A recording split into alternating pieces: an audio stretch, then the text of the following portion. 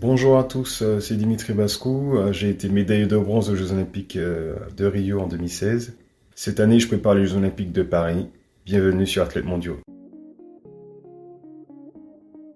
Salut tout le monde, bienvenue dans ce nouvel épisode d'Athlètes Mondiaux, le podcast 100% athlète qui donne la parole aux meilleurs athlètes du monde. Cette semaine, je reçois Dimitri Bascou, médaillé de bronze des Jeux de Rio 2016 sur 110 mètres haies et détenteur du record de France du 60 mètres haies en 7,41.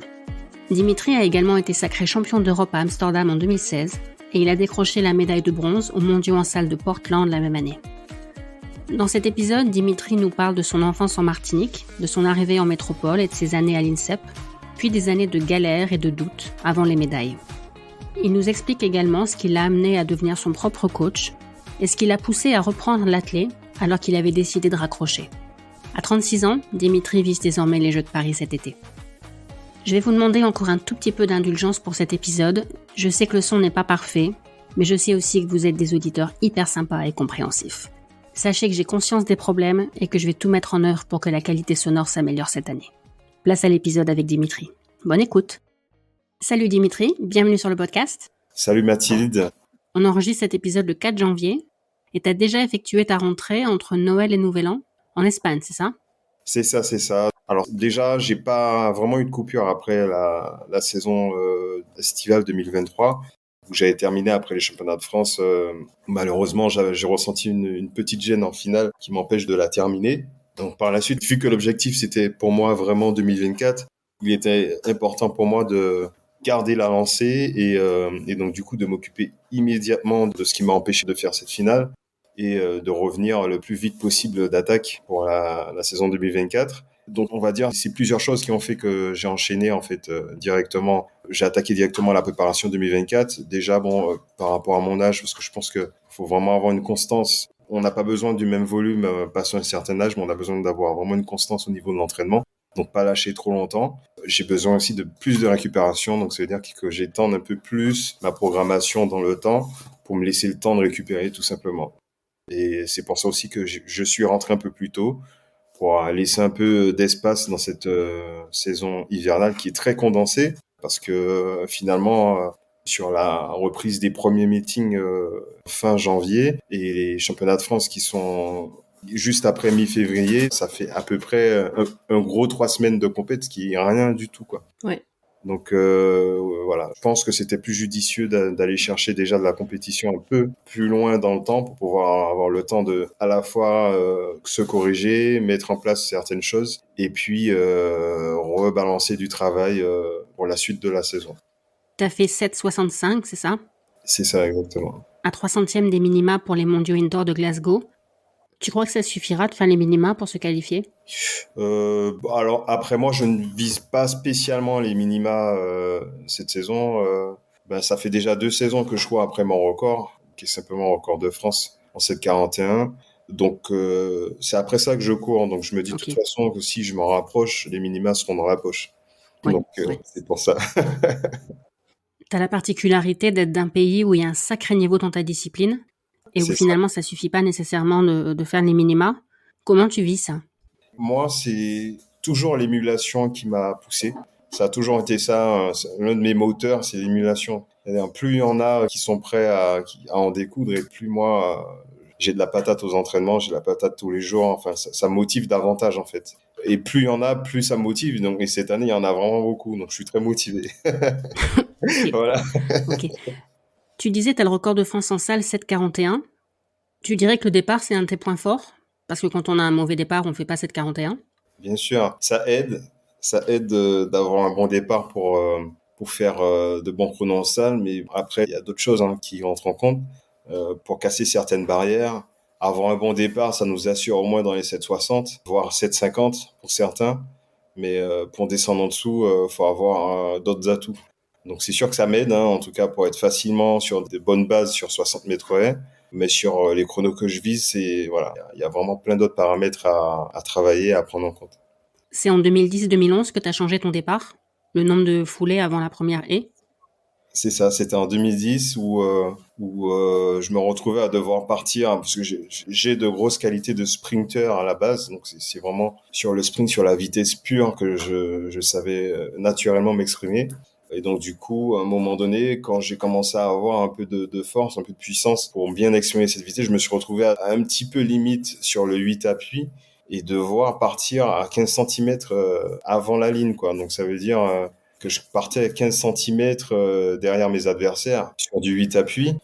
Et voilà, il fallait solutionner autrement parce que voilà, c'est quand même psychologiquement pas agréable de savoir qu'on est déjà en retrait par rapport aux autres dans la course. Donc du coup, j'ai décidé de réduire d'une foulée, donc de partir en 7. À une époque où les coureurs étaient réticents à ça parce que le seul qui le faisait, c'était Dayron Robles. Il y en avait un autre qui l'avait fait, mais il mesurait quasiment 2 mètres. On comprenait pourquoi il l'avait fait, c'était un Allemand, je crois. Mais en tout cas, pour ce qui est de Dayron Robles, beaucoup hésitaient à le faire parce qu'il avait le record du monde en pentabond, donc sur 5 bonds, où il faisait plus de 18 mètres. Donc on se dit, ouais, mais bon, si on doit faire 18 mètres pour faire cet appui, c'est pas la peine. Et en fait, non. Sur d'autres paramètres, chacun a ses qualités et chacun peut espérer, peut pouvoir faire du 7 appuis. Maintenant, n'importe qui peut s'aventurer sur cet appui. Bon, ce sera pas aussi efficace d'une personne à l'autre, mais tout le monde est capable quasiment capable de le faire.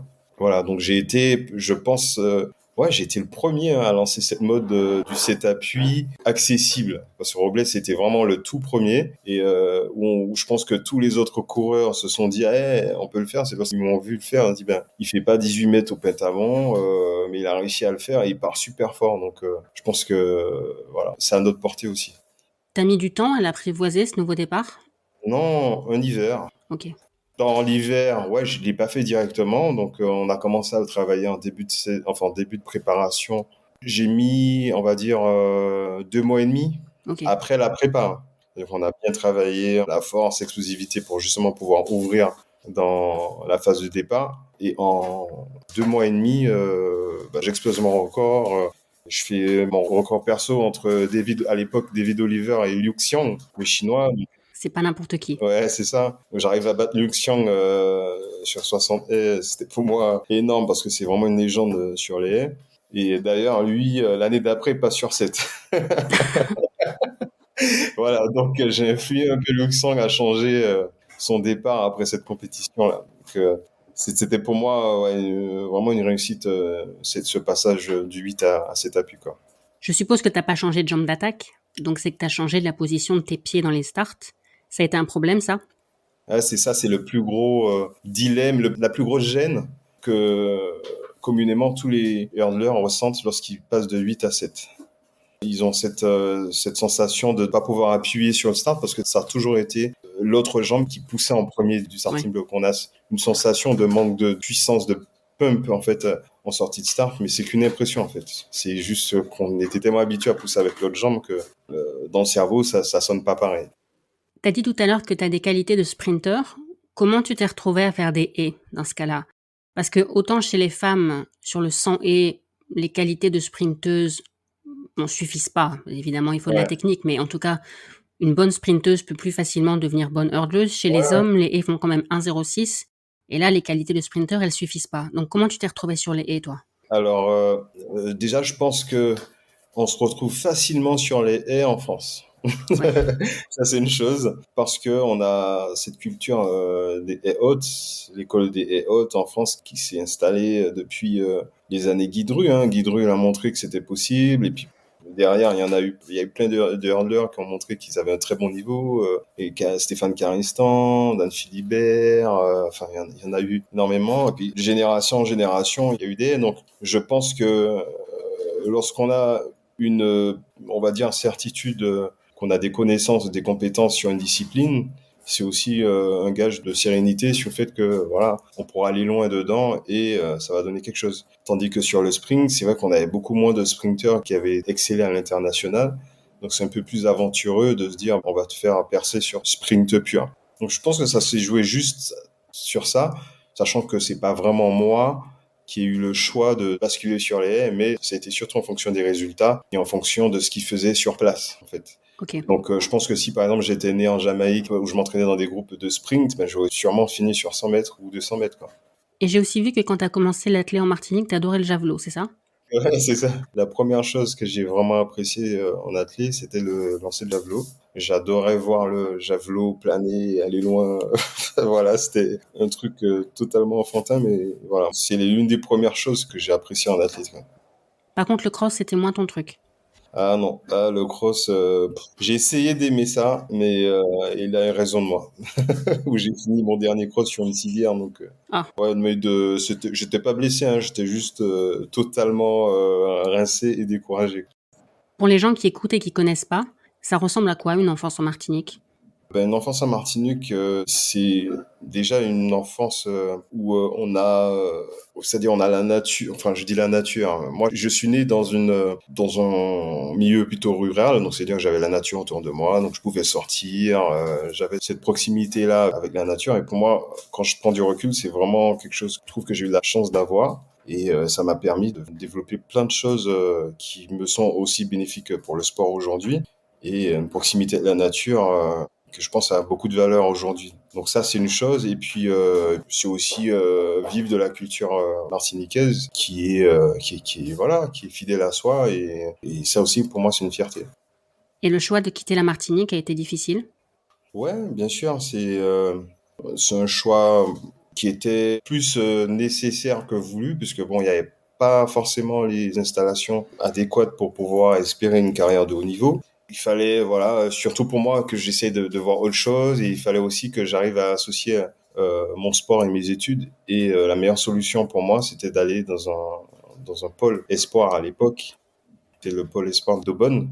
Ok. Et c'était mon premier pas dans le sport-études, parce que l'année d'après, j'ai basculé à l'INSEP et j'y suis resté pendant 8 ans. Ça ressemble à quoi la vie à l'INSEP? La vie à l'INSEP, alors moi, moi j'ai eu toutes les phases de l'INSEP. J'ai eu l'INSEP de Gaulle à l'époque où vraiment, bon, c'était la fin. Donc, j'imagine que lorsqu'il venait de le faire, c'était super beau, enfin au top. Mais bon, ça avait un certain âge à l'époque où j'étais arrivé, donc c'était assez usé. Toutes les installations étaient assez usées, assez délabrées. Donc j'y suis resté dans l'INSEP de Gaulle. J'ai fait 3 ans avant le début des travaux, qui a duré pareil 3 ans. Alors, en 3 ans de Go, 3 ans de travaux, et pour après, qui a été racheté par le groupe Accor, qui a été donc du coup rénové, le nouveau INSEP qu'on connaît aujourd'hui, et où j'ai fait encore 3 ans. Non, 2 ans, pardon. J'ai connu tous les modes de fonctionnement en fait finalement que l'INSEP pouvait apporter, et moi j'en garde un très bon souvenir. Hein. J'ai connu l'INSEP d'avant, c'était un petit peu plus village, hein, avec les athlètes, on a été très proches les uns les autres au sein de l'INSEP. Et puis bon, quand ça s'est un peu privatisé, on était un petit peu plus vraiment dans le côté école, Vina Champion. C'était une expérience très enrichissante pour moi et ouais, ça m'a beaucoup apporté, que ce soit pour moi ou même pour mes compétences d'entraîneur, parce que je suis entraîneur hein, aujourd'hui. À l'époque, ton coach était Olivier Vallès? C'est ça, ouais. Ok. Et donc après, quand t'as quitté l'INSEP, t'as commencé à t'entraîner avec Giscard Samba. Ouais, En termes de philosophie d'entraînement, c'était très différent? ouais, ça avait rien à voir. Donc, je pense que d'ailleurs, c'était sur le timing de mes choix d'entraîneur, ça a été bien fait parce que je pense que Olivier m'a apporté vraiment des bases qui étaient très importantes pour un athlète, un jeune athlète de haut niveau qui espère devenir très très bon à l'international. Et Giscard m'a apporté le reste, en fait, le mindset qu'il faut avoir pour l'être réellement. Voilà. Donc, les deux ont été complémentaires dans ma carrière et franchement, ouais, c'est deux mindsets différents mais essentiels. Et maintenant que t'es entraîneur, tu pioches un peu dans tout ce que t'as connu? On est l'essence même de nos propres expériences, donc c'était ma méthode aujourd'hui, c'est en effet l'essence de mes expériences globales sur l'athlétisme, sachant que j'ai eu la chance d'expérimenter avec d'autres athlètes, d'autres groupes à l'international, par exemple avec le groupe de Brooks Johnson qui était l'entraîneur de David Oliver à l'époque. J'ai connu des entraîneurs belges, des entraîneurs espagnols, etc. Donc ça m'a permis vraiment voilà, de continuer à enrichir mon panel de connaissances. Et aujourd'hui, je fais vraiment avec ma propre méthode, je construis avec ma propre méthode ma saison. C'était pour moi un long processus d'avoir 100% confiance dans ma méthode. Mais voilà, ça y est, aujourd'hui, j'ai appris à me faire confiance, à faire confiance à mes choix, parce que je suis légitime à ça. Voilà, je pense que j'ai le pied sur la piste et dans le monde de l'athlète depuis un certain temps, donc mes choix seront justifiés. Mais à l'époque où tu t'entraînais avec Giscard Samba, tu t'es aussi entraîné avec certains de tes concurrents? Ouais, Pascal Martino Lagarde et Aurel Manga. c'est ça. Comment ça se passait à l'entraînement? Moi, j'ai toujours été pour l'émulation. Et j'ai jamais eu même un souci avec mes adversaires avec qui je m'entraînais à l'entraînement. C'est-à-dire que pendant qu'on était dans le groupe, je me suis toujours entendu avec mes adversaires. J'ai pas de ressentiment, voilà, qui pourrait perturber les séances. Après, moi, je suis un bosseur, donc ça veut dire que je sais que je vais progresser, que je sais que tôt ou tard, je serai devant.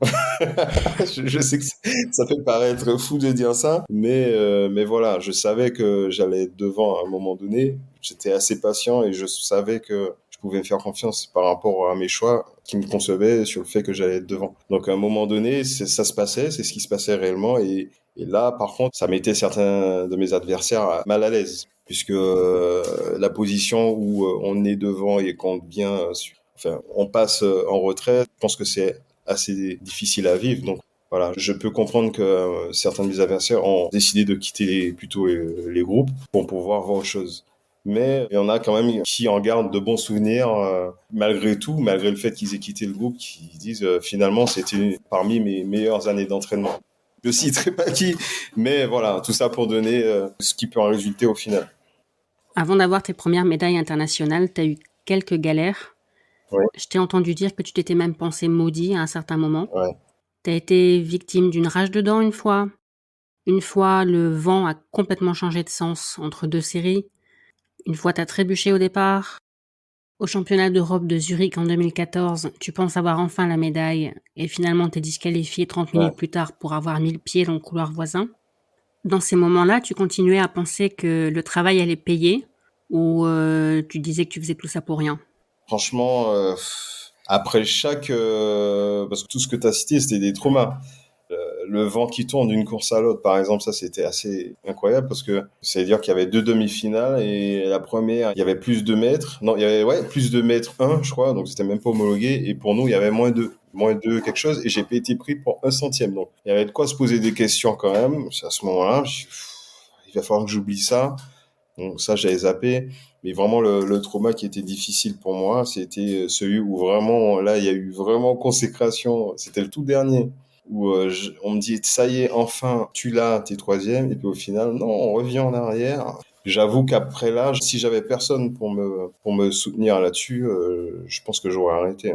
Parce que non, c'était vraiment... je pense que n'importe qui aurait pensé être maudit à ce moment-là. Ce qui m'a aidé, c'est les autres qui me disent, bon, ben non, faut pas que tu lâches, faut pas que tu lâches. Donc voilà, j'avais déjà tellement donné qu'au final, bon, ben je me suis dit, allez, on va pas s'arrêter à là, hein. J'ai encore mes jambes, je peux encore courir. Trouve d'autres objectifs, d'autres choses qui te feront vibrer plutôt que de courir après les médailles, des choses plus simples. C'est ce que j'ai essayé de faire et puis c'est à partir de là que les médailles ont commencé à montrer leur nez, quoi. Quand tu parles de choses plus simples, tu parles de quoi? Ben, simplement prendre plaisir à courir vite, prendre plaisir à gagner chaque course, prendre plaisir à me dépasser, tout simplement. Et moins courir après des trucs déjà préconçus qu'on nous met dans la tête et puis au final, pas penser aux bonnes choses avant les courses. Et ça a aussi laissé des traces par la suite, ça? Est-ce que après t'as eu du mal à savourer tes victoires parce que tu te disais toujours que peut-être t'allais être disqualifié? On peut le voir sur ma tête dans mes sacres, dans les courses que j'ai gagnées. Ça m'a tellement traumatisé Zurich que j'ai du mal à savourer totalement la victoire parce que j'avais l'impression qu'il y avait quelque chose qui allait se passer. Ça l'a fait au championnat d'Europe à Amsterdam. On me voit, mais bon, on sait pas si je suis content ou pas. Faut pas chercher loin. C'était juste ça. C'était que j'avais tellement morflé avec cette histoire de médaille qui me passe sous le nez que finalement, j'arrivais pas à savourer. Même pour la finale des JO, je suis content, mais en fait, je me dis, il faut que je sois sûr avant de pouvoir éclater de joie. Voilà, c'est ça. C'est malheureusement hein, ces cicatrices-là qui m'ont un peu gâché ces moments, les moments où je les avais vraiment. Et mais voilà, c'est que j'avais morflé j'ai compté, j'avais pendant 9 ans en fait, je courais après des médailles jusqu'au coup de Zurich où je l'ai et on me la retire. Donc c'est dur. Franchement, c'était dur. La vraie première médaille, c'est les Europes en salle de Prague en 2015. Ouais, c'est ça. La vraie première, c'est les Europes à Prague où on fait le trio des Français. Donc, c'était une belle médaille, hein. Ouais. Donc toi, t'es médaille d'argent, Pascal Martino-Lagarde gagne et Willem Bellossian est médaille de bronze. C'est ça, exactement. Tu dirais que ta meilleure saison jusque maintenant, c'est 2016? Ah ouais, ouais, ouais. Franchement, ouais. Meilleure saison 2016, l'hiver qui se solde par un record de France. une médaille de bronze au championnat du monde. Dans un état, en plus, j'avais une crève, je crachais du sang le matin. Enfin, moi, je pensais pas pouvoir monter sur la boîte. Donc, c'était un combat personnel, mais au final satisfaisant. Et puis l'été, pardon, la médaille que je cherchais tant, la médaille d'or au championnat d'Europe, ça, c'était vraiment une vraie consécration pour moi. Et puis, la cerise sous le gâteau, la médaille olympique, quoi. Donc, ouais, 2016, difficile à détrôner pour l'instant. Est-ce que tu te souviens de ta dernière séance avant Rio, avant les Jeux? Ouais, c'était à Sao Paulo. C'était une séance de haies assez longue, hein. J'avais 7 haies. Ça envoyait bien. Le but, c'était de se mettre en confiance, parce que le travail il était déjà fait, de se faire un petit rappel et de se mettre surtout en confiance, en fait. Et c'était très, très bien passé. C'était parmi mes meilleures séances. Donc, ouais, j'étais plutôt serein. Les entraînements à l'entrée de la compète à Rio. Et ça, c'est J- combien? Ça, c'était J-6, la dernière séance. Il n'y avait pas beaucoup de courses, je crois qu'il n'y en avait que 3. 3 courses, et puis après beaucoup de récup derrière, parce qu'on devait enchaîner une course par jour. Au jeu? Ouais, une course par jour. C'est plus difficile à gérer, ça? Ah ouais. Ouais, je préfère largement, par exemple, l'idéal dans un championnat, c'est les demi-finales vers midi 14h, un jour, et le lendemain, ou encore mieux, ça c'est encore mieux si on a un jour de repos, les séries le vendredi et demi-finales le dimanche. Ça c'est la config parfaite. Mais sinon, en général, on aura plutôt la série le vendredi et les demi-finales le samedi, par exemple. Bon, ça c'est bien aussi, ça va. Mais l'idéal, c'est quand il y a un jour entre. Comme ça, c'est sûr qu'il y aura de la perf en finale. Et t'étais plus stressé avant le premier tour ou avant la finale? Avant le premier. Moi, je suis plus stressé dans les premiers tours que dans les finales ou autres. Premier tour, parce que punaise, on a fait tout ça. Si je m'arrête là,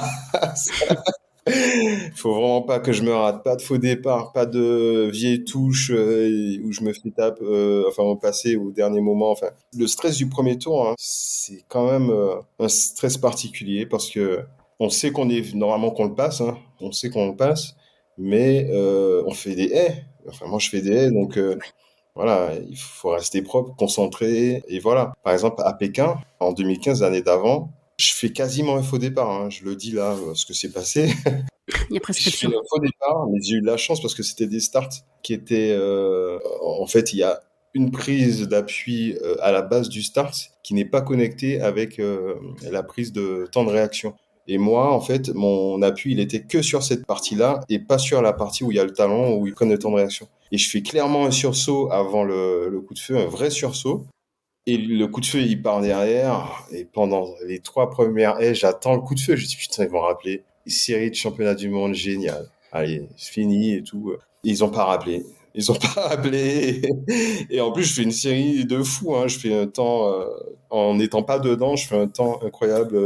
Ben, je battais le champion du monde qui allait le devenir, Choubenkov, dans la série. Enfin, voilà. J'étais bien, mais voilà, le stress que tout se termine avant même d'avoir commencé. Et c'est ça, en fait, le gros stress des séries. Et en demi, le stress, il est moins présent. Parce qu'en général, on se rassure en série. Donc, si on gagne les séries, mais c'est bon, on est en jambes. Il n'y a pas de souci à se faire. Donc là, la demi, il suffit juste de rester dans le même mood. Ça va le faire. Si on sort en demi, c'est déjà un peu moins pire, même si c'est stressant qu'en série. Puis après, une fois qu'on est en finale, peu importe ce qui se passe. De toute façon, le but, c'est de se donner à 100%, de tout donner. Donc, il n'y a pas vraiment de stress. Il y a un stress, hein, forcément. Mais pour moi, c'est pas le plus gros des stress. Il y avait quelle ambiance en chambre d'appel avant la finale? Ah, ça c'est. J'étais avec ouais, bon, des petites têtes, hein, les Choubenkov. Ah non, Choubenkov n'était pas là, non. Je parlais, là, j'étais dans ma tête dans la finale des championnats du monde à Pékin. Je trouvais un peu plus stressant parce qu'il y avait des sacrés personnages. Mais à Rio, non, je trouvais que non, la finale, le stress avant la finale il était cool vu que le cadre de la chambre d'appel était pas trop, il y avait pas trop de vis-à-vis. Je trouvais que c'était assez facile à gérer au niveau de la chambre d'appel pour Rio. En finale à Rio, il y avait aussi Pascal Martino-Lagarde. Ouais. Ça a changé quelque chose? Non, on a l'habitude de courir ensemble et tout. Non, non, non, il y a pas de... Non, Pascal, on est rivaux depuis longtemps, on a l'habitude de courir ensemble, hein. Y a pas... C'est une course supplémentaire. Ok. C'est à Rio que t'es tombé à l'échauffement? Ouais, je suis tombé à un réchauffement à Rio. Tu t'es pas fait mal? Bah, peut-être une petite égratignure, mais... Alors, ce qui m'a pas fait peur là-dedans, c'est que j'étais tombé juste avant mon record de France aussi à 7,41. Pareil, sur la piste d'échauffement, enfin sur la piste de compète, hein, pardon. Donc tout le monde a vu et tout, et belle gamelle et derrière encore de fond. Donc je me dis mais c'est quoi ce mec? En fait, il a besoin de ça en fait ou pas? Je sais pas. Mais tu tombes comment? Ben je tape avec la jambe de retour et là je tombe, je fais une roulade, mais bon, enfin je trébuche et je fais une roulade, mais voilà quoi, ça fait du bruit quoi. Pendant les courses, ça t'arrive aussi de tomber? Ça m'est arrivé une fois à Rome, en Diamond League, où je tombe. C'est ouais, bah, celle-là, enfin, j'avais beaucoup de peps, mais c'était pas maîtrisé. Donc les haies, ça pardonne pas. Hein, quand on a trop de peps, qu'on n'arrive pas à gérer. Et là, non, pendant les courses, en général, il y a quelque chose qui fait que on est trop concentré, en fait. Je suis trop concentré pour tomber. À propos de ta médaille de bronze à Rio, ton ancien entraîneur Olivier Vallès a dit, je le cite, avec des fautes, il a réussi à se reprendre, ce qu'il n'était pas encore capable de faire il y a quelques années. Ouais. T'es d'accord avec lui? Ouais. Ah, ça, mais c'est particulier parce que, en fait, ce qui s'est réellement passé, c'est que quand je fais ma faute à Rio, pendant la course, en fait, c'est comme si je baissais les bras. C'est vrai, hein. C'est comme si je baissais les bras, mais sans baisser les bras. C'est-à-dire, bon, je pense que là, de base, je courais pour gagner. Je termine là maintenant, la course reste propre, juste termine là. Bon, ça, c'est un flash, hein. Et c'est ce que j'ai fait. Et en le faisant, je vois qu'en fait, devant, ça s'éclaircit, quoi. Enfin, il y a de moins en moins de coureurs.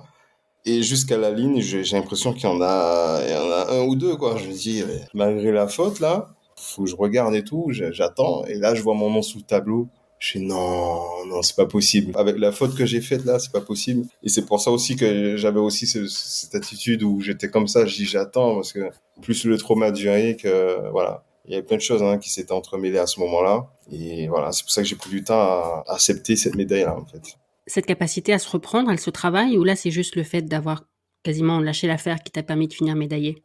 Ça se travaille, mais en fait, même si on la travaille, comment être sûr de pouvoir l'appliquer dans une finale olympique? Je pense qu'il faut juste essayer de vivre le moment présent.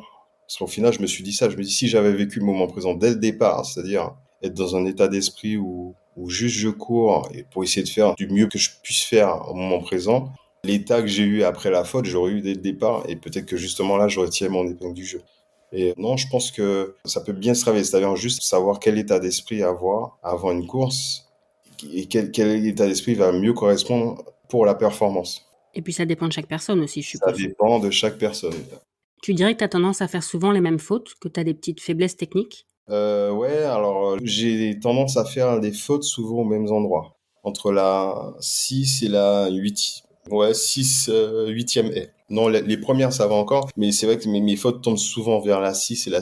Allez, 5, 8e, entre la 5 et la 8e, peut y avoir des fautes. Donc, ouais, c'est quelque chose que je travaille, hein, depuis des années aussi, hein, parce qu'on a remarqué que ça tombait souvent sur ces haies-là. Donc, ça ne peut être lié qu'à un défaut de concentration et voilà, quoi. Donc, il faut trouver des billes pour continuer à être concentré tout le long d'une course. Parce qu'en fait, finalement, le 110 mètres haies, c'est tellement métronomé sur un rythme plutôt automatique et robotique que c'est finalement contre nature pour le cerveau de réfléchir comme ça. Vraiment, pas me rester sur un truc, très métronomé. À un moment donné, on a envie, surtout lorsqu'on est dans des grands rendez-vous, on a envie d'en donner un peu plus et c'est ça qui justement nous conduit à l'erreur. Donc le but, c'est de savoir garder l'attitude qui correspond correctement sans trop s'enflammer, c'est-à-dire rester dans le bon dosage et dans le bon tempérament. Et c'est ça le plus gros défi sur les... Et comment on court relâché? La question vaut aussi pour le sprint plat. Parce que, paradoxalement, pour aller vite, il faut être relâché. Exactement. Comment on arrive à faire ça? Ben, c'est ça, faut savoir courir relâcher. Le relâchement, pour moi, c'est juste pouvoir isoler les bons muscles nécessaires à la performance, nécessaires à la discipline. Pour me déplacer sur un sprint, par exemple, faut que je contracte bien mon fessier, mon bras doit être là, etc. Et moins j'aurai de muscles parasites qui vont se contracter, plus je serai sur ce qu'on va appeler rendu relâché.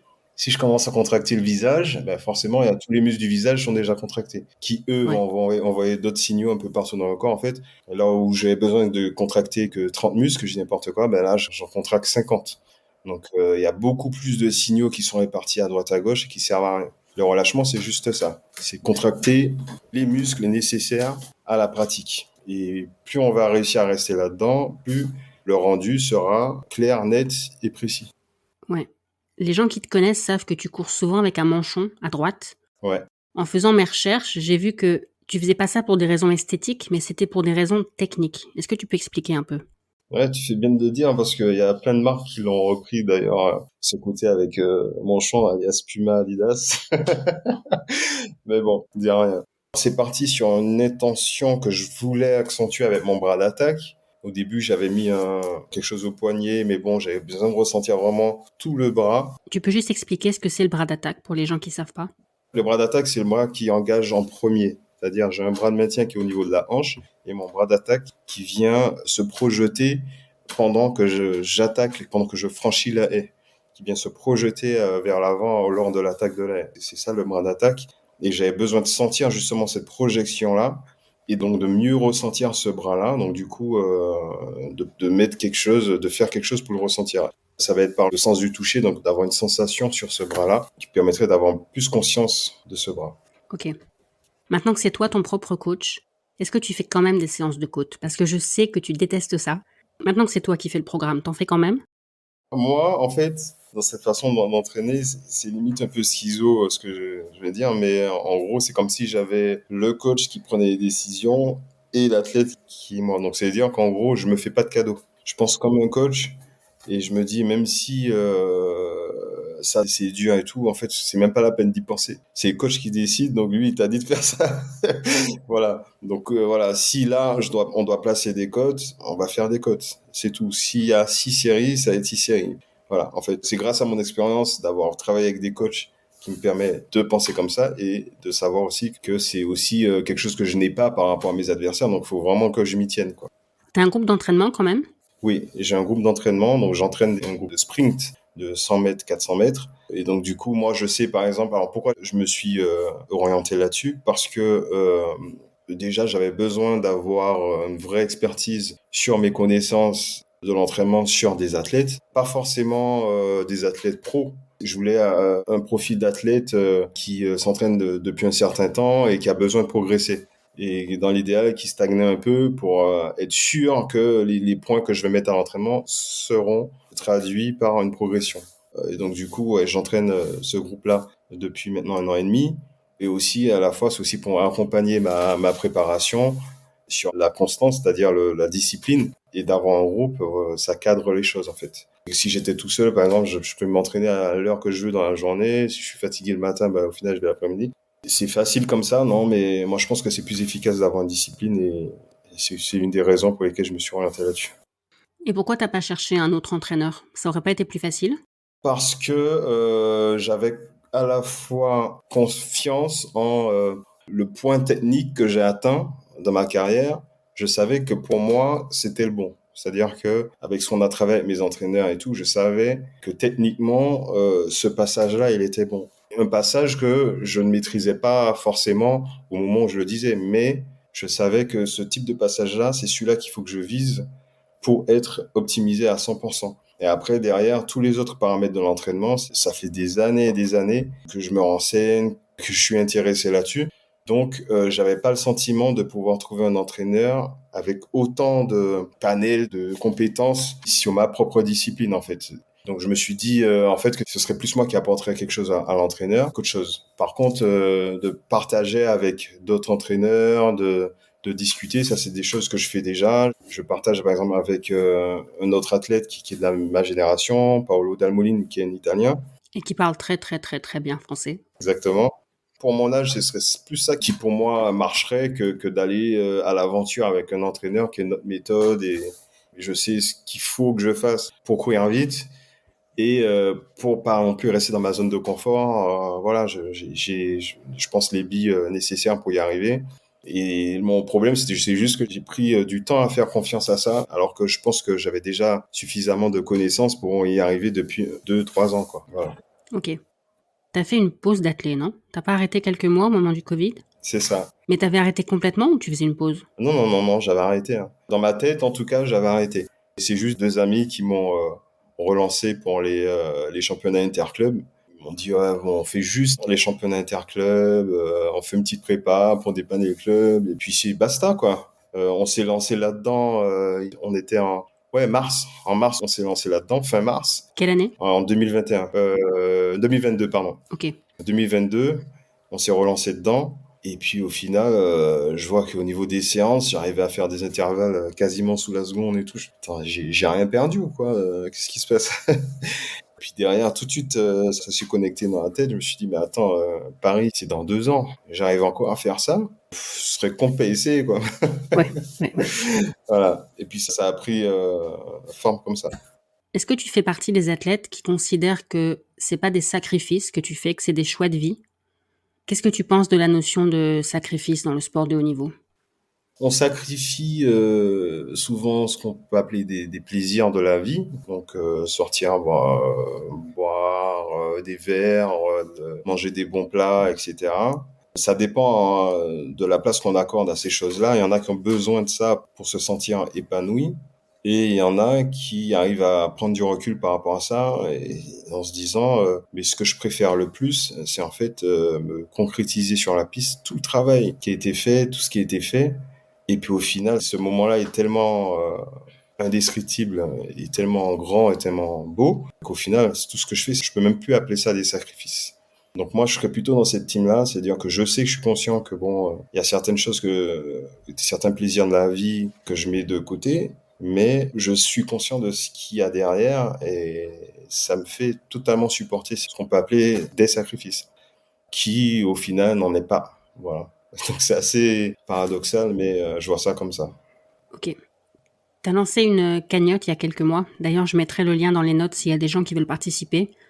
Sans cette cagnotte, tu aurais dû renoncer à ton rêve de participer aux Jeux de Paris? Ouais, ça aurait été compliqué. Ben, je pense que c'est surtout au niveau de la charge mentale, parce que j'aurais une pression supplémentaire tellement grande, comme si genre c'est le dernier voyage, c'est-à-dire qu'on y va, mais on peut plus faire marche arrière. Derrière, si tu retournes, ben y a rien, y a rien, et même pire, hein, parce que s'il y a rien, tu t'effondres quoi. Donc j'aurais été un peu dans ce mindset-là. Et voilà, c'est pas le meilleur mindset pour travailler sereinement pour un projet olympique. Donc c'est sûr que ça aurait été bien plus compliqué. Ouais. Et l'argent que les gens vont te donner, il va servir à quoi concrètement? C'est pour aller en stage? C'est pourquoi? Ouais, mais déjà là, j'ai pu faire un stage en Italie, ben, avec Paolo. On a bien travaillé sur les départs. Ensuite, j'ai fait un entraînement compète, que j'appelle ça comme ça, parce que bon, j'étais pas vraiment dans une optique de rentrée, où j'étais à La Réunion, à Petite-Île, où j'ai pu faire un 61, un 110, et vraiment pour enchaîner 2 courses. Ça aussi, voilà, c'est des choses que j'aurais pas pu placer sans une aide financière conséquente. Enfin voilà, ça m'aide vraiment à supporter ma préparation et à optimiser même, pas supporter. Là, je l'optimise. Je fais des choses qu'il fallait faire réellement pour être compétitif à l'international. T'es loin d'être le seul à avoir lancé une cagnotte, ce qui Ouais. d'ailleurs interroge dans le pays qui va accueillir les prochains Jeux. Comment tu gagnes ta vie en général? C'est grâce à tes sponsors? C'est grâce aux primes dans les meetings? C'est quoi?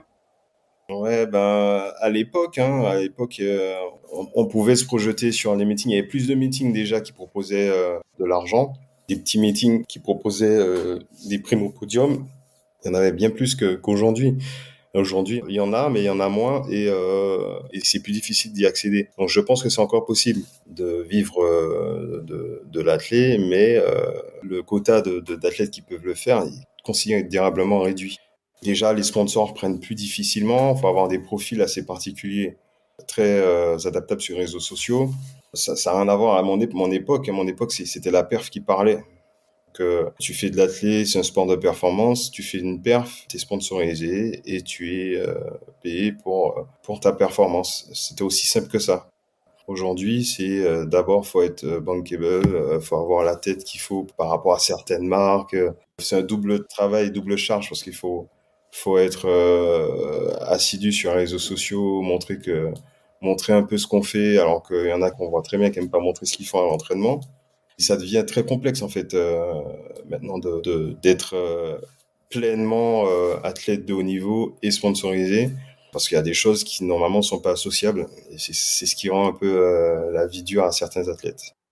Et t'as pas d'aide sinon de la Fédé, de ta ville, de ton département, des choses comme ça?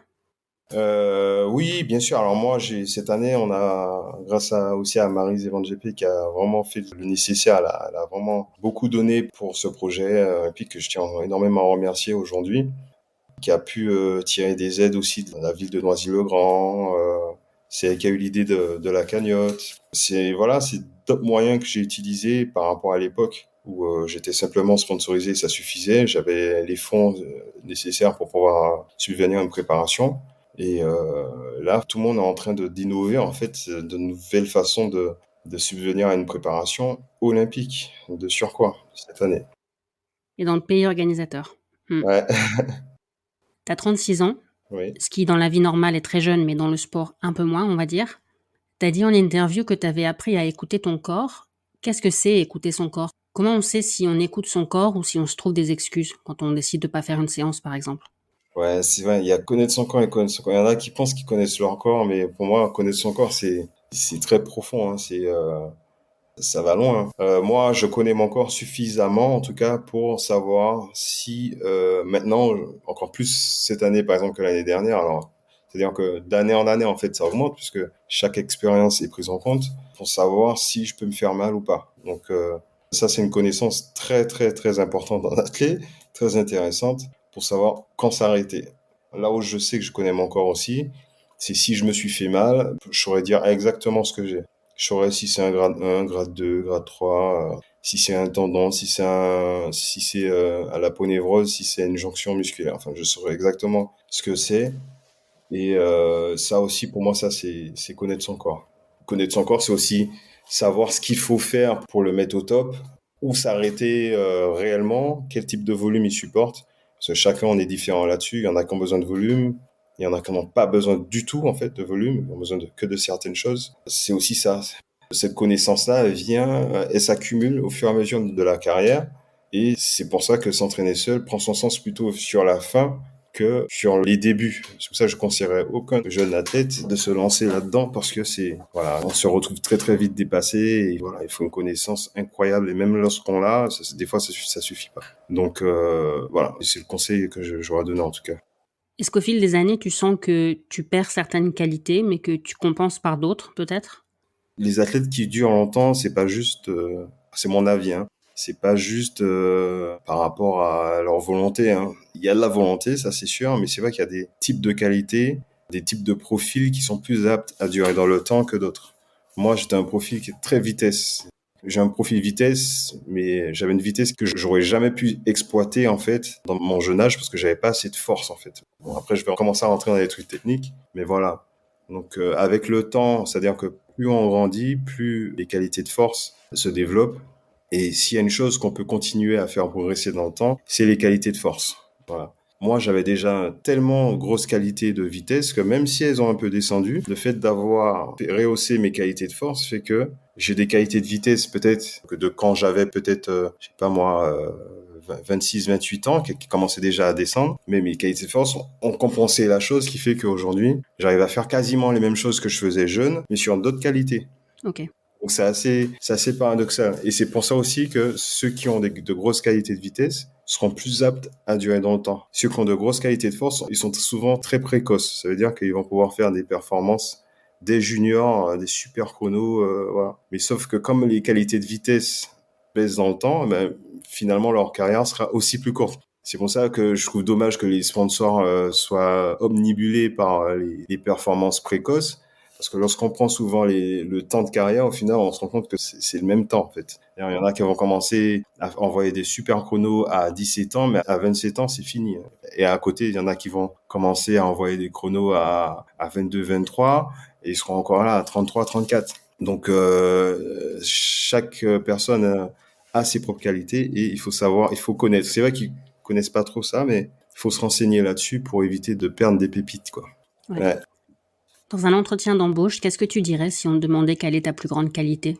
Je pense mon cerveau, tout simplement. Ouais, c'est lui qui me permet de faire les bons choix et de tenir et de me relever quand c'est difficile. Sans ce que j'ai dans la tête, j'aurais jamais pu faire tout ce que j'ai fait. Et me lancer même dans ce projet-là, il n'y a jamais personne qui a osé le faire. Et ouais, c'est surtout grâce à mon cerveau, voilà, à mon mental, quoi. Et ton principal défaut? Il y a une réponse que beaucoup de gens ont envie de donner, c'est perfectionniste. Tu fais partie de ces gens-là? Ouais, c'est ça, on veut souvent que tout soit correct, mais ça, je travaille déjà beaucoup là-dessus, j'ai déjà bien progressé sur ça. Ça, c'est un défaut que j'avais beaucoup à l'époque, je voulais que tout soit correct et tout, et ça, c'est pas bon, on peut jamais tout maîtriser. Le principal défaut, c'est que j'ai tendance à m'éparpiller assez vite. Même dans une course, je peux penser à autre chose, quoi. Par exemple, en finale des championnats de France en 2016, je fais quand même 13,05 et pendant la course, j'avais l'impression qu'il y avait un gars qui allait hyper vite. En fait, c'est qu'il y avait un sauteur en longueur qui faisait sa course d'élan en même temps que nous. Et je dis, mais c'est qui va aussi vite que ça et tout, machin. Et quand il a sauté, je me suis rendu compte que c'était un sauteur en longueur et là, j'ai continué sur ma lancée. Et là, je gagnais France et je fais 13,05 comme ça. Donc, quand même tendance à vite sortir de ma bulle, en fait. Et ça, pareil, il faut que j'arrive à tout le temps rester dans cette bulle-là. Qu'est-ce que tu penses de Dimitri Bascou? Qu'est-ce que je pense de Dimitri Bascou? Qu'est-ce que je pense de lui? C'est un athlète qui dure. Ça fait longtemps qu'il est là quand même, hein. En 2009, il était déjà sur les pistes. Donc, c'est un athlète assez constant, très constant. Et puis, en tout cas, technicien, qui adore la technique et qui adore la compétition et les grands rendez-vous. Voilà. Il y a une question que je pose à tout le monde. Ce que j'aime le plus dans l'athlé, c'est que c'est un sport universel que tout le monde peut pratiquer. Qu'est-ce que toi, t'aimes le plus dans l'athlé? Moi, ce que j'aime dans l'athlète, c'est le dépassement de soi. J'adore voir ça, peu importe discipline, de voir que voilà, il y en a qui cassent leurs limites. Toute forme de dépassement de soi, j'adore ça. Donc même à n'importe quel niveau, j'aime bien voir ça. Et ouais, c'est quelque chose qu'on retrouve souvent en athlète, donc c'est aussi pour ça que j'aime ce sport. Est-ce que tu veux ajouter quelque chose? Je te laisse le mot de la fin. Ouais, déjà, ouais, je tenais à remercier encore pour la cagnotte parce que ça me permet de mettre en perspective sur l'entraînement pour cette prépa 2024. Puis si j'ai un conseil à donner aux pratiquants, d'athlètes, voilà, ne laissez pas les autres vous dire ce que vous devez faire. Croyez en vos objectifs, croyez en ce que vous voulez vraiment faire, donnez tout ce que vous avez pour le faire et derrière, vous aurez aucun regret. Voilà. Très belle conclusion. Merci. De rien, merci à toi. Merci Dimitri d'avoir accepté mon invitation et merci à vous d'avoir écouté l'épisode jusqu'au bout. N'oubliez pas de vous abonner au podcast pour ne pas manquer les prochains épisodes. Laissez 5 étoiles et un commentaire sur Spotify et Apple Podcasts et parlez du podcast autour de vous. Vous pouvez également soutenir le podcast via Tipeee. Tous vos dons, quel que soit leur montant, contribuent aux prochains épisodes. Vous trouverez le lien Tipeee dans les notes. Merci et à la semaine prochaine.